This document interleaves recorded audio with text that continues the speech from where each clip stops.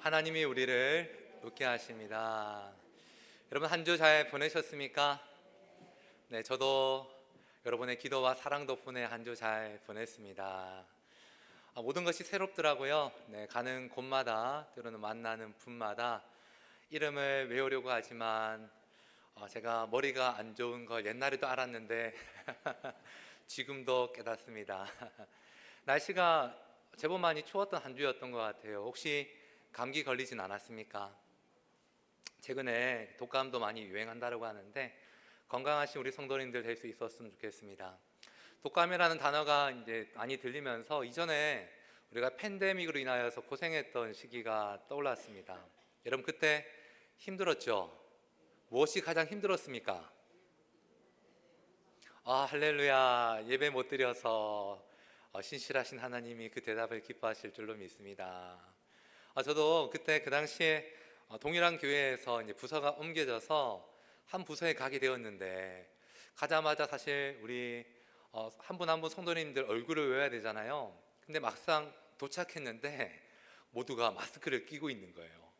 눈만 보이고 심지어 이제 그때 코로나가 심해지니까 거리두기에 온라인 예배 참 그때 어려웠던 시간을 보냈던 것 같습니다. 그러나 그때도 하나님께서 주시는 그 마음으로 사랑하고 행복한 마음으로 웃으니까 하나님께서 열매를 주셨을까요? 주시지 않았을까요? 주시더라고요. 하나님 우리 공동체 가운데 웃음을 주실 줄로 믿습니다. 지난주도 이번주도 공동체 안에 새 가족이 왔어요. 감사해요. 하나님이 우리의 기도를 들으셔서 더 많은 동역자들을 보내주실 줄로 믿습니다. 한 주간 짧은 시간이지만 말씀 준비도 힘든데 사실 우리 교회 교적을 보면서 한 분 한 분 특별히 젊은 분들 내용을 보는데 연락이 안 됨, 오시지 못함, 이번 한 주간 기도할 겁니다. 하나님이 그분들을 발걸음을 인도하시고 우리 교회 가운데 기쁨을 갖고 돌아올 수 있는 은혜가 화성교회 안에 가득하게 될 줄로 믿습니다. 이번 한 주간 사실 월요일부터 제가 강단 위에서 기도하고 싶은데요. 가족들이 조금 늦게 오려고 계획하다가 일주일만 떨어져도 가족이 떨어져 있는 거 힘들더라고요. 그래서 오늘 밤에 짐 싸서 내일 온 가족이 올라옵니다.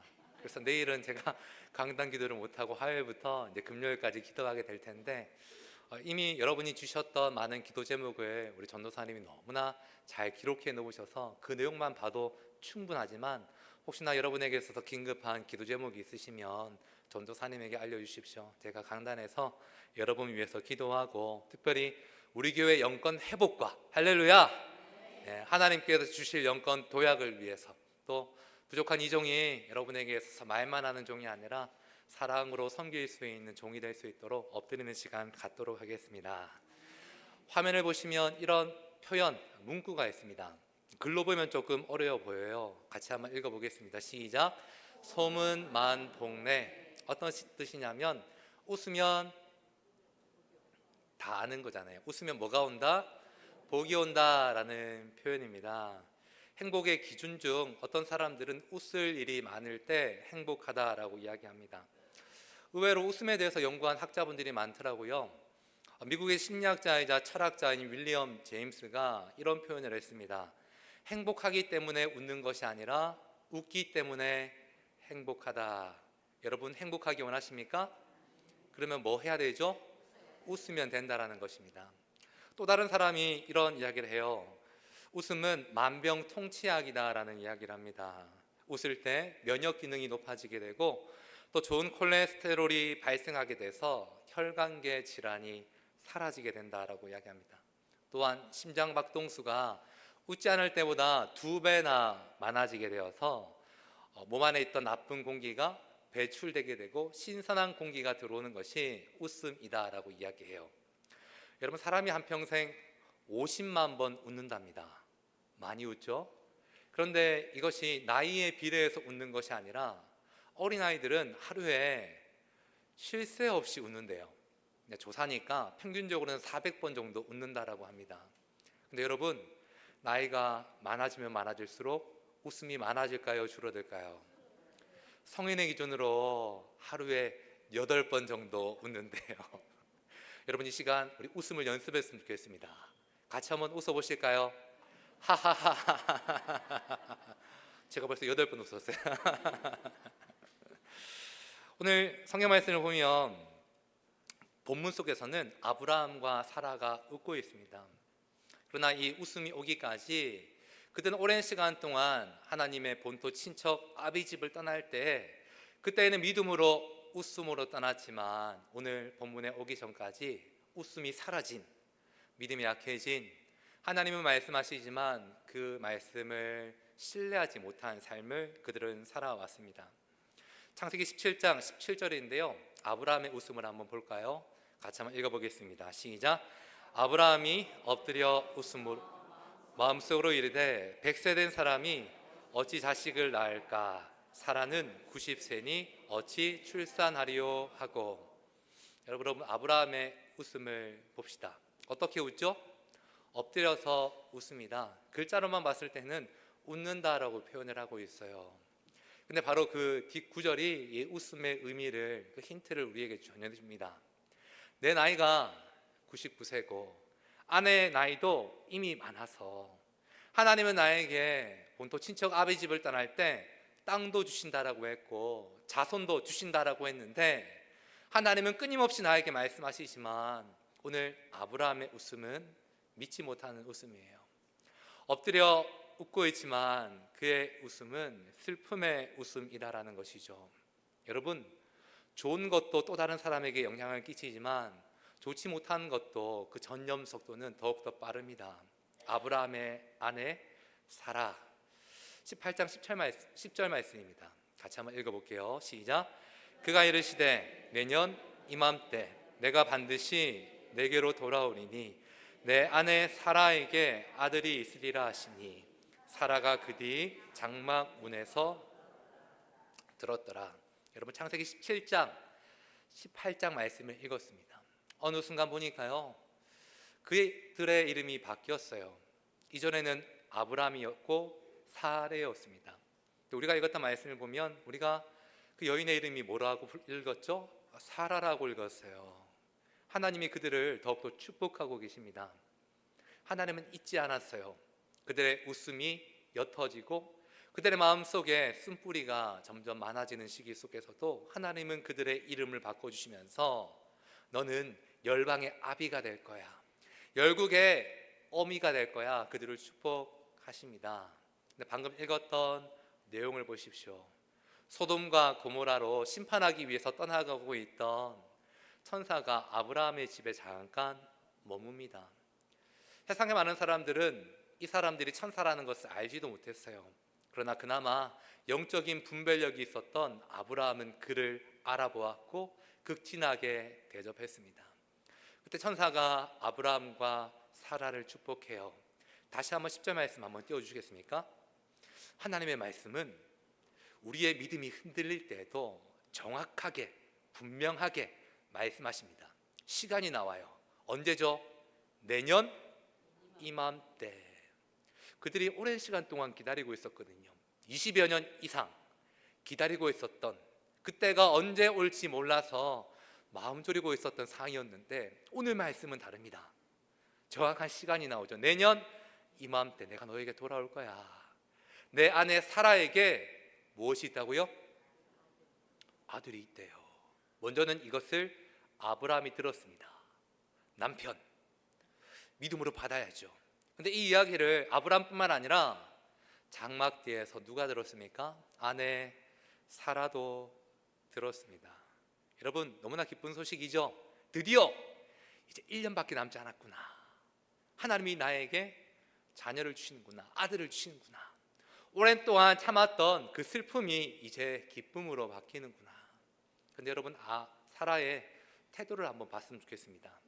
바로 다음인데 18장 12절 말씀 보면 그 남편 아브라함이 엎드려서 웃었던 것처럼, 믿음이 없었던 것처럼 사라 역시 마찬가지입니다. 같이 읽어볼게요. 시작.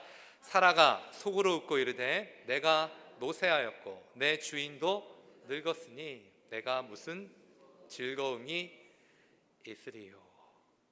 여러분 나이가 많고 많을지라도 부부 가운데 즐거움이 가득하시기를 주님의 이름으로 축복합니다. 제가 이제 결혼 14년 차 정도 됐는데요. 시간이 지나면 지날수록 좋아요. 자녀를 너무나 잘 양육하는, 여러분 이 자리에 한 담임 목사로 서 있다라고 하는 것, 여러분 행복하기도 하지만 쉬운 자리가 아니잖아요. 그죠? 여러분의 기도 없이는 감당할 수 없는 자리입니다. 근데 그 자리를 위해서 함께 제 곁에 있는 아내라고 생각하는 그 사람의 삶을 보면서 제 안에 즐거움이 점점 많아지게 되는 거예요. 근데 오늘 표현을 보십시오. 사라의 웃음 또한 아브라함의 웃음과 마찬가지입니다. 인간적인 한계, 철저한 현실 인식 속에서 남편도 저도 늙었습니다. 노쇠했습니다. 저희에게는 더 이상 기쁨이 없습니다 라고 표현하고 있다는 것이죠. 오늘 사라의 웃음은 속으로 웃고 있죠. 여러분, 표현하는 웃음은 그나마 좋을 때 웃는 웃음이죠. 그러나 마음 졸이며 표현하지 못하는, 숨어 있으면서 그 마음을 감추고 있는 이 여인의 웃음은 어쩌면 그 누구도 위로하지 못하고 애처롭고 가슴이 아픈 웃음, 슬픔이다라는 것이죠. 여러분, 우리는 하나님의 언약 백성입니다. 그런데 하나님의 약속이 지연될 때 오늘 아브라함과 사라처럼 하나님의 언약 백성인 신자인 우리도 힘들 때가 많이 있습니다. 믿지 않는 사람들이 더 잘 될 때, 더 잘 사는 것 같을 때, 그런데 그들에 비해서 나의 삶은 초라하고 웃을 수 없을 때 참 마음이 힘들다라는 것이죠. 오늘 본문의 두 주인공 역시도 마찬가지죠. 본토 친척 아비 집을 떠날 때 그때도 늦었지만 75세, 65세 자녀에 대한 기대를 갖기에는 그때도 사실 빠른 시기는 아니었습니다. 기대가 꺾였던 시간, 그러나 하나님이 약속하셨고 주실 것을 믿는 믿음으로 그때는 기대가 참 컸지만 시간이 지나면서 하나님은 말씀하심에도 불구하고 시간이 지날수록 언약이 약해지고 있는 아브라함과 사라의 모습이 있다는 것이죠. 그런데 오늘 본문 가운데 하나님께서 이 두 사람에게 웃음을 회복시켜 주십니다. 할렐루야. 오늘 본문을 통해서 웃음을 회복시켜 주시는 분이 누구시며 그들이 다시 웃을 수 있는 이유가 무엇인지 알 수 있었으면 좋겠습니다. 하나님이 우리에게 웃음을 주십니다. 먼저는 말씀의 능력을 경험할 때 우리가 웃을 수 있습니다. 오늘 본문 21장 1절인데요. 반복되는 구절이 있습니다. 같이 한번 볼게요. 읽습니다. 시작. 여호와께서 말씀하신 대로 사라를 돌보셨고 여호와께서 말씀하신 대로 사라에게 행하셨으므로. 말씀을 보면 문제가 가득한 그들의 삶에 하나님이 개입하십니다. 여호와께서 말씀하신 대로 하나님은 언약을 이루시는 분이십니다. 하나님의 때가 차면 반드시 그분의 신실하신 약속을 이루시는 분이 바로 하나님이시다라는 것이죠. 천사와 남편의 이야기를 들으며 장막 뒤에서 속으로 웃고 미치 못했던 그녀, 신세를 한탄했던 그녀, 하나님의 능력을 경험하지 못했던 사라에게 하나님은 말씀하셨습니다. 우리가 읽었던 창세기 18장, 그녀에게 하나님은 분명하게 말씀하셨어요. 장막 뒤에서 속으로 웃고 있었던, 믿지 못했던 사라에게 하나님은 그때에도 말씀하셨습니다. 확인해 보면 창세기 18장 14절 말씀인데요, 믿지 못하는 사라에게 이렇게 말씀하십니다. 여러분, 여호와가 어떤 분이십니까? 능치 못함이 없으신 분이십니다. 하나님이 이미 그때에게 말씀하셨어요. 내가 내게로 돌아오리니 사라에게 무엇이 있으리라? 여러분, 하나님 어떤 분이십니까? 전능하신 분이십니다. 비록 우리의 상황이 좋지 않고 심지어 하나님을 향한 불신이 가득할 때에도 그 언약과 약속을 이루시는 분이 바로 하나님이시다라는 것이죠. 오늘 웃음이 회복되기 전에 1절에 반복적으로 이야기하고 있는 하나님이 우리에게 말씀하신대요. 말씀을 이루신대요. 하나님이 말씀하시면 그 말씀이 반드시 성취될 줄로 믿습니다. 할렐루야. 오늘 말씀 속에 하나님이 우리에게 말씀할 때 우리에게 일어나는 행동들이 있습니다. 말씀을 보면 하나님이 우리를 돌보십니다. NIV 영어 성경에 이 돌보셨다라는 표현을 은혜로 이야기합니다. 그레이스라는 동사를 수동형으로 표현하면서 사라가 때로는 믿지 못했지만 하나님의 은혜를 받았다라고 표현하고 있습니다. 하나님이 우리를 보호하신다라는 뜻이죠. 여러분, 아브라함이 순례자의 삶을 살아갈 때 집을 떠난다라고 하는 것은 참 녹록지 않은 삶이거든요. 제가 이렇게 안락한 집에 있다가 일주일만 혼자 살아보니까 집이 소중한 줄 알겠더라고요. 가족들이 보고 싶더라고요. 아브라함의 삶이 그런 삶이었어요. 종종 방향성을 잃고 낙심할 때마다 돌보시는 하나님, 끊임없이 하나님이 그를 돌보신다라는 것을 기억나게 하셨습니다. 어려운 문제를 만날 때마다 그 문제를 하나님이 풀어주셨습니다. 특별한 사람이지만, 모든 것을 버리고 떠났던 사람이었지만 인간이었기에 실수할 때마다 하나님이 그를 도우셨고, 어려운 순간 오히려 그의 소유를 늘어나게 하신 분이 바로 하나님이셨습니다. 세상 속에 공경을 당할 때도 그와 함께 하시는 이가 하나님이시다라는 것을 보여주시면서 세상 사람들이 그를 두려워하게 만드신 이가 바로 하나님이셨다라는 것이죠. 오늘 사라에게도 마찬가지입니다. 그녀의 고통을 아시고 그녀에게 하나님은 말씀하셨어요. 그녀의 문제를 은혜로 전환시켜 주시며 늘 내가 너와 함께하기 원한다, 너를 돌보기 원한다, 보호하기 원한다 라고 하나님이 말씀해 주셨다는 것입니다. 또한 이 돌보셨다라는 표현은 히브리어로 파카드, 방문하다라는 표현을 갖고 있습니다. 여러분, 하나님이 늘 우리의 삶에 찾아오십니다. 우리의 삶에 함께하기 원하십니다. 어려울 때뿐만 아니라 우리의 삶의 모든 것을 도우시기 원하시는 분이 바로 하나님이시다라는 것이죠. 여러분, 이 돌보신다라는 표현이 오늘 창세기에서뿐만 아니라 사사시대에도 기록되어져 있는데요. 여러분, 그 시대가 어떤 시대입니까? 하나님의 백성이 타락했어요. 언약 백성이 하나님을 의지하고 하나님을 예배해야 되는데 하나님을 믿기보다 우상을 숭배합니다. 세상 사람들과 함께 음란한 일들을 일삼고 있어요. 그러다 보니까 하나님의 보호하심을 받지 못하고 세상을 두려워하며 세상의 공격을 받고 있습니다. 그때마다 하나님이 사사를 보냈어요. 그러나 잠깐 사사가 세워졌을 때는 하나님께 돌아오지만 그들은 일상의 자리, 죄악의 자리로 돌아가 버리고 만다라는 것이죠. 그러나 그 시대 가운데 하나님의 돌보심, 그 표현이 사사시대 끝부분, 새로운 왕정시대 사이 가운데 기도하는 한 여인, 오늘 사라처럼 어쩌면 모든 일들이 이루어지지 않아서 답답한 상황 가운데 있지만 그 시대의 제사장은 타락했고 그 시대의 제사장의 아들들도 성전에서 나쁜 행동들을 일삼고 있을 때 울부짖고 있는 한나의 기도를 들으시고 오늘 돌보셨다라는 그 표현이 그 여인에게 나타나고 있다는 것입니다. 사랑하는 여러분, 하나님은 우리를 돌보십니다.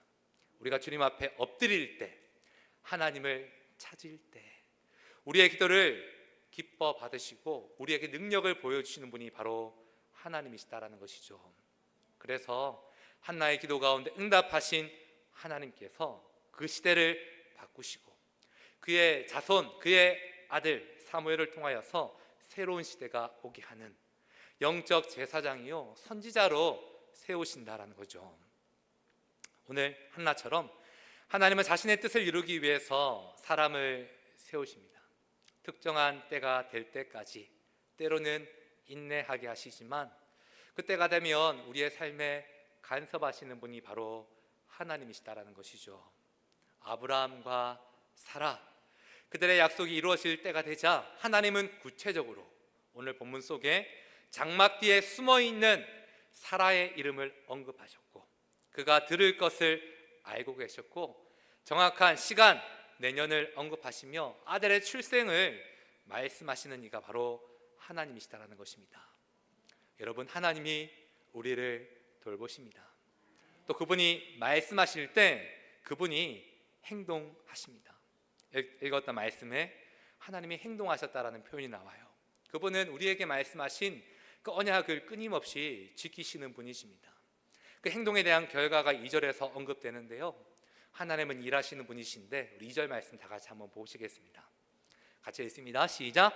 사라가 임신하고 하나님이 말씀하신 그 시기가 되어 노년의 아브라함에게 아들을 낳으니, 여러분 하나님의 행동을 보십시오.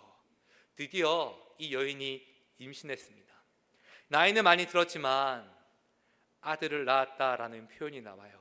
인간적인 기대, 나이로서는 노쇠했지만 모든 희망이 사라졌지만 여러분, 사랑하는 하나님, 전능하신 하나님, 모든 것을 지으신 창조주 하나님께서 이 가정 가운데 은혜를 더하셨다라고 말씀하십니다. 무에서 유를 만드신 하나님, 어둠에서 빛을 만드신 하나님, 죽음에서 생명을 만드신 하나님께서 오늘 일하셨습니다. 이 여인에게 임신하게 하셨고 아들을 낳게 하게 하셨다라는 것입니다. 사실 이들에게 있어서는 믿음은 약했어요. 하나님이 먼저 그들에게 말씀하셨을 때 엎드려서 웃었고 속으로 웃었고 하나님의 말씀에 대한 구체적인 신뢰가 없어서 하나님의 뜻 가운데 그들이 따라가기보다 그들에게 인간적인 계획 속에서 얻었던 여종 하갈의 자손 이스마엘이 저에게 있습니다. 저에게는 엘리에셀 종이 있습니다. 인간적인 생각과 계획이 있었지만 하나님은 그들에게 분명하게 말씀하셨습니다. 내년 이때 사라에게 무엇이 있을 것이라고요? 아들이 있을 것이다. 구체적으로 말씀하십니다. 그 아들의 이름도 지어주세요. 그 아들의 이름이 뭐죠? 이삭이라 말씀하십니다. 사랑하는 여러분, 우리가 하나님을 경험해야 되는 이유는 하나님의 약속은 변함이 없으시기 때문입니다. 그분은 신실하세요. 그분은 변함이 없으신 분이십니다.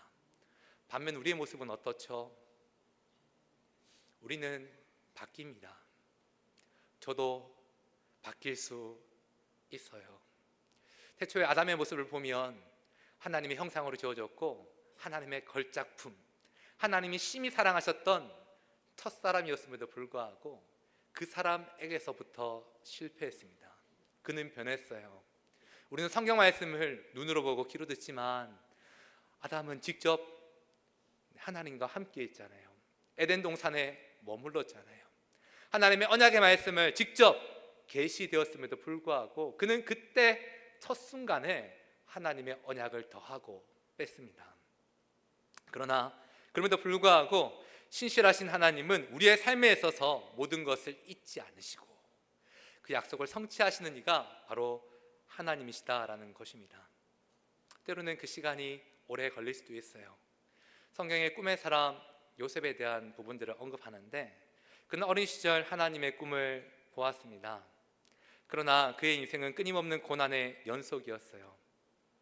결코 팔려선 안 될, 배신당하지 않아야 될 가족들, 형제들로부터 그는 배신당했습니다. 종이 되었어요. 감옥에 갇혔습니다. 생명의 위기를 맞았습니다.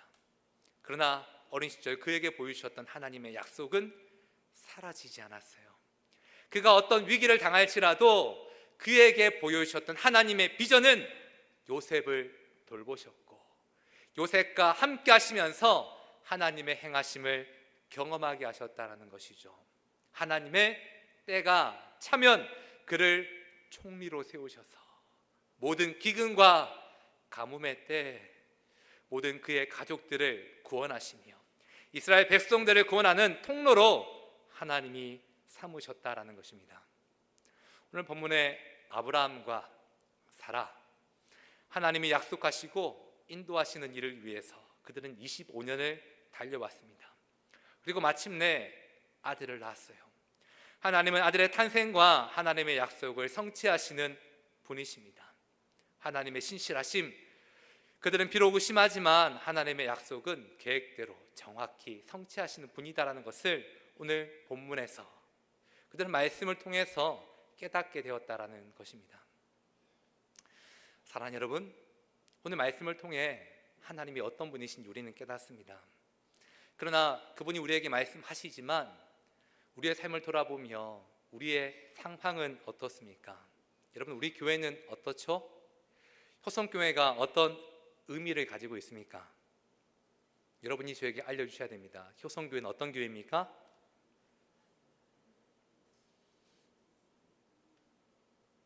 제가 알기로는 어둠을 비치는 새벽 별과 같은 교회라는 의미가 있다라고 들었습니다.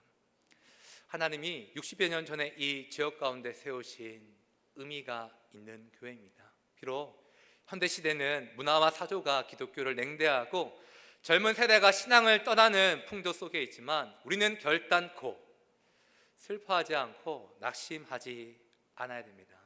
왜냐하면 효성교회, 하나님이 세우신 교회입니다.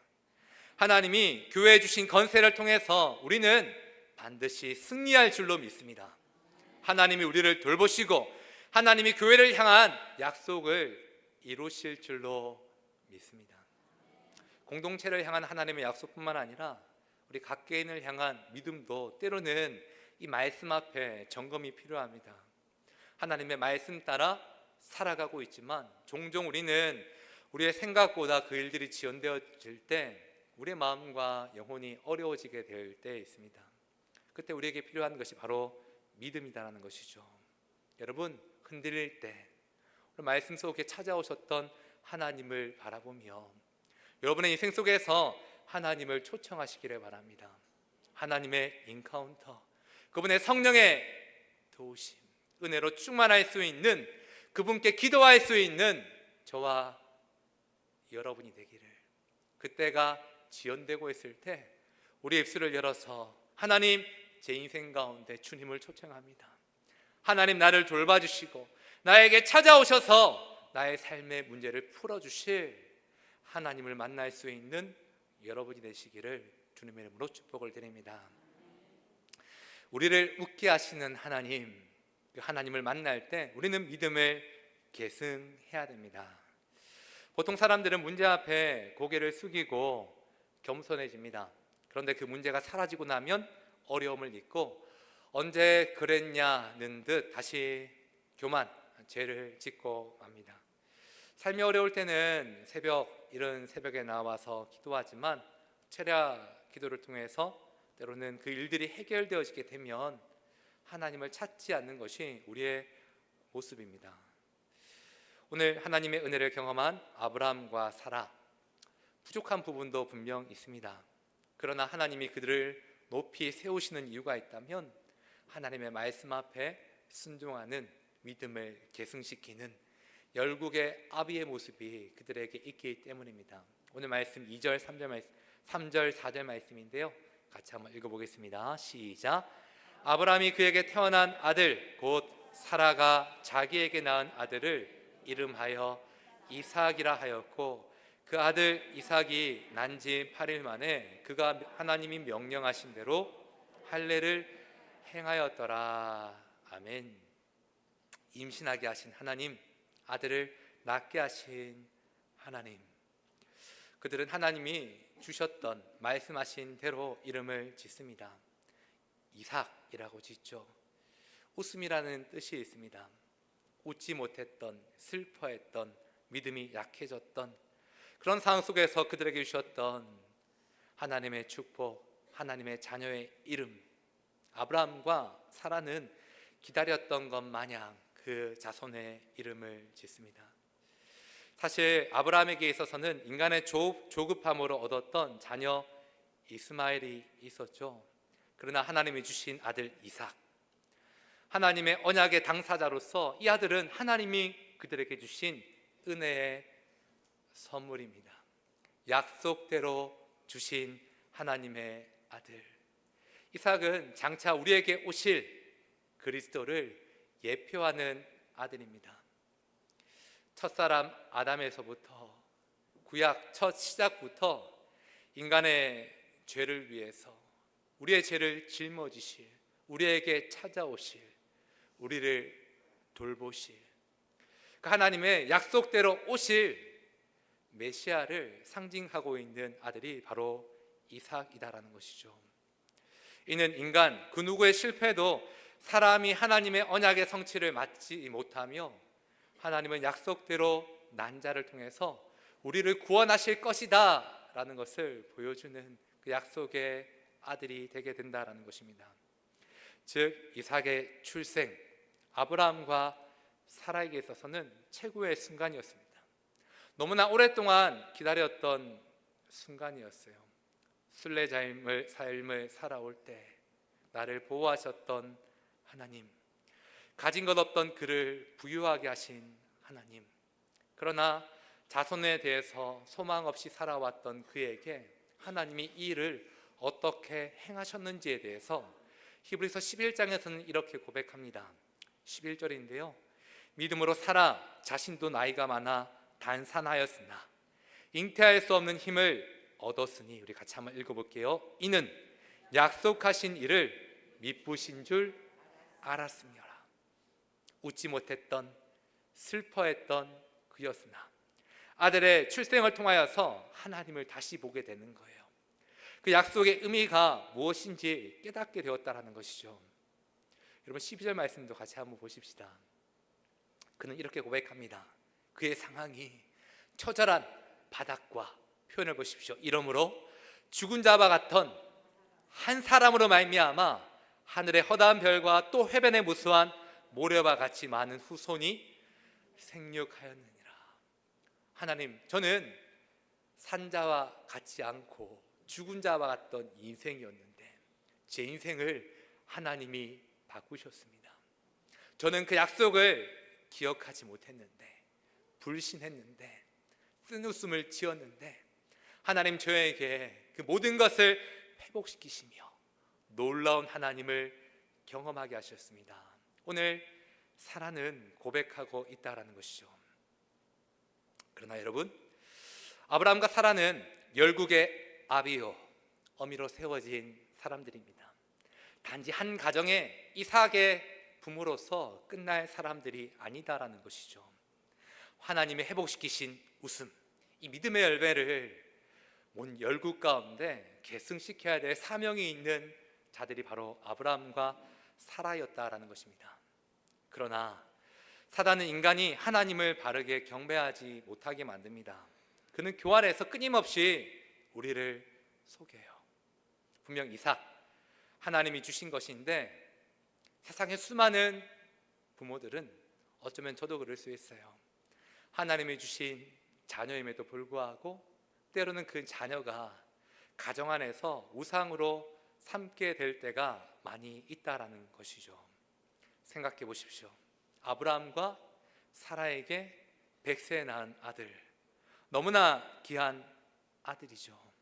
그러나 오늘 하나님이 주신 그 언약의 자리 가운데 아브라함과 사라는 그 아들을 우상 삼지 않고 말씀대로 이름을 짓고 말씀대로 태어난 지 8일 만에 할례를 하나님께 올려드린다는 것이죠. 하나님, 이 아들 하나님이 주셨습니다. 그 아들의 몸에 표를 올려드리며 아브라함의 믿음이 아들에게 계승되어질 수 있도록 아브라함은 하나님을 향하여서 온전한 예배를 드리고 있다는 것입니다. 사랑하는 여러분, 인간적인 웃음은 짧게 끝날 수 있지만 우리에게 웃음을 영원토록 주시는 그 하나님을 신뢰할 때 우리의 웃음이 우리를 통해 더 많은 믿음의 세대에게 이어질 수 있는 축복을 우리가 경험할 수 있었으면 좋겠습니다. 마지막으로 오늘 말씀을 통해서 우리에게 웃음을 전하는 사명을 가질 수 있었으면 좋겠습니다. 사명을 가진 사람은 달라요. 직업에서도 사명감이 충실한 직종이 있습니다. 모든 직종이 그 일터로 부르신 하나님의 어떤 뜻이 있겠죠. 그러나 때로는 위험한 자리에 있는, 때로는 어려운 일들을 감당하는 직종에 있는 사람들의 모습을 볼 때면 대단하다라는 생각이 들 때가 많이 있어요. 군인들도 그렇고 경찰도 그렇고 소방관도 그렇고 다른 직업에 비해서 때로는 연봉이, 근무 여건이 하나하나 비교할 수 있는 자리에 있는 직종일 수 있지만 그분들은 자신에게 주어진 그 일들을 기쁨으로, 사명으로 감당합니다. 여러분, 가정에서 부모의 역할 또한 사명 없이는 불가능합니다. 시대가 바뀌면 가치관이 바뀌고 모든 것이 급격하게 변화되어집니다. 그러나 부모의 역할은 바뀌지 않는 것 같아요. 가족 구성원이 작아지고 개인주의가 팽배한 시대다라고 하지만 오히려 이 시대 속에서 가족의 모습은 더욱더 결집이 강력해진 것 같습니다. 즉, 모든 것이 바뀌어도 자녀에게 얻을 수 있는 부모의 기쁨은 변하지 않는다라는 것이죠. 사라는 자신에게 응답되지 않는 일이 여종 하갈에게 쉽게 일어나는 것을 보고 때로는 낙심했습니다. 또한 그녀가 신뢰했던 여종으로 인하여 수치를 당했을 때 그녀는 감당할 수 없는 고통으로 참을 수 없었습니다. 그러나 오늘 말씀의 끝부분을 보면 이 모든 것을 해결하시는 이가 등장합니다. 6절 말씀인데요, 누구이실까요? 하나님이십니다. 하나님이 나를 웃게 하시니 듣는 자와 나와 함께 웃으리로다. 우리 다 같이 한번 읽어보겠습니다. 시작. 사라가 이르되 하나님이 나를 웃게 하시니 듣는 자가 다 나와 함께. 아멘, 아멘. 여러분, 사라 곁에 있었던 주변의 사람들, 어쩌면 사라의 아픔을 알았기 때문에 주변에 있었던 사람들 역시도 어쩌면 눈치 봤겠죠. 여종 하갈도 어쩌면 그런 풀리지 않는 상황 가운데 주인의 모습을 보면서 힘들었을지 모릅니다. 근데 오늘 말씀의 끝부분에 보면 우리에게 웃음을 주시는 주체 누구시죠? 하나님이십니다. 그분이 우리에게 풀리지 않았던 숙제를 해결하시고 쓴웃음을 숨어서 감추어서 다 표현하지 못했던 그 연약함을, 불신을 기쁨으로 바꿔주시는, 또한 그 곁에 있는 자들까지 함께 웃을 수 있는 환경으로 바꿔주게 되신다는 것입니다. 사랑하는 여러분, 하나님이 우리를 웃게 하십니다.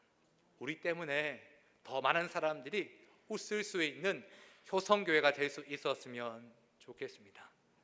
숨어서 웃는 웃음이 아니라 세상을 향하여서 기쁨의 웃음, 더 은혜의 웃음을 증가하고 나눌 수 있는 우리가 될 수 있었으면 좋겠습니다. 이번 한 주간 부임 후 첫 주간을 보내게 되었습니다. 여러분, 저는 여러분과의 만남을 생각하며 웃었을까요? 울었을까요? 빨리 나와야 되는 대답 아닙니까? 웃었죠. 간혹 성도님들이 이렇게 만날 때 저를 참 많이 격려해 주세요. 목사님 환영합니다. 목사님 잘 오셨습니다. 목사님 기도하겠습니다. 우리 교회 가운데 하나님이 주실 기적을 신뢰합니다.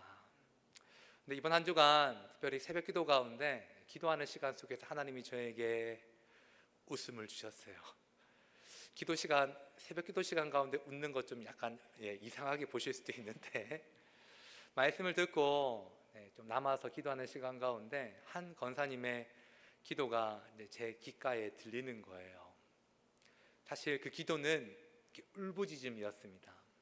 교회를 향한, 다음 세대를 향한, 청년들을 향한, 그들을 축복하며 하나님, 우리 교회 가운데 하나님이 허락하신 그 교회의 건세와 본질을 바로 붙잡게 해달라는 권사님의 기도였어요. 근데 그 기도가 저에게 힘이 되더라고요. 저에게 격려가 되더라고요. 저에게 내 힘으로 해야 되는 것 아닌가 라는 어떤 답답함과 부담감이 있을 때 그 기도가 저에게 용기가 되고 소망이 되더라고요. 사랑하는 여러분, 저는 효성교회 담임 목회자로서 행복합니다. 이 시간 여러분을 축복하기 원해요. 이 시간 여기 앉아 계시는, 또 온라인으로 보고 계시는 사랑하는 효성교회 모든 믿음의 동력자 한 분 한 분, 효성교회 성도인 것이 행복할 수 있으시기를 주님의 이름으로 축복을 드립니다. 우리가 인간적으로는 다시 웃게 하는 것 내 힘으로 할 수도 있습니다. 그러나 의지적인 짧은 웃음이 아니라 내 내면을 바꾸고 나를 새롭게 하는 하나님이 주시는 넘칠 수 없는 생수의 강처럼 부어오는 그 기쁨과 웃음을 누릴 수 있는 저와 여러분이 될 수 있었으면 좋겠어요.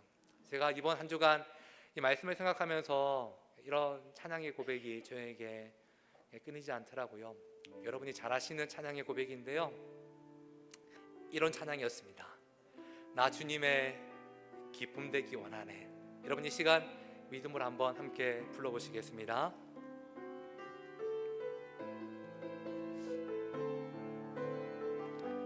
나 주님의 기쁨 되기 원하네. 나 주님의 기쁨 되기 원하네. 내 마음을 새롭게 하소서. 새 부대가 되게 하여 주사.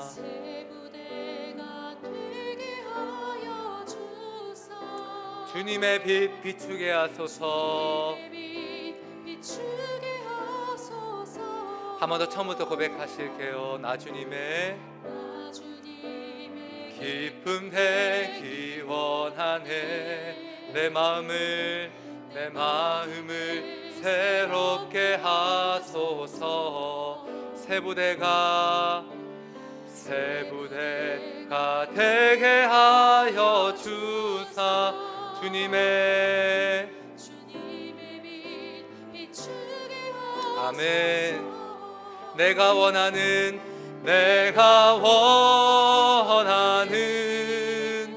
한 가지 주님의 기쁨이 되는 것. 내가 원하는 한 가지 주님의 기쁨이. 한 번 더 고백합니다. 내가 원하는 한 가지 주님의 기쁨이 되는 것. 내가 원하는 한 가지 주님의 기쁨이.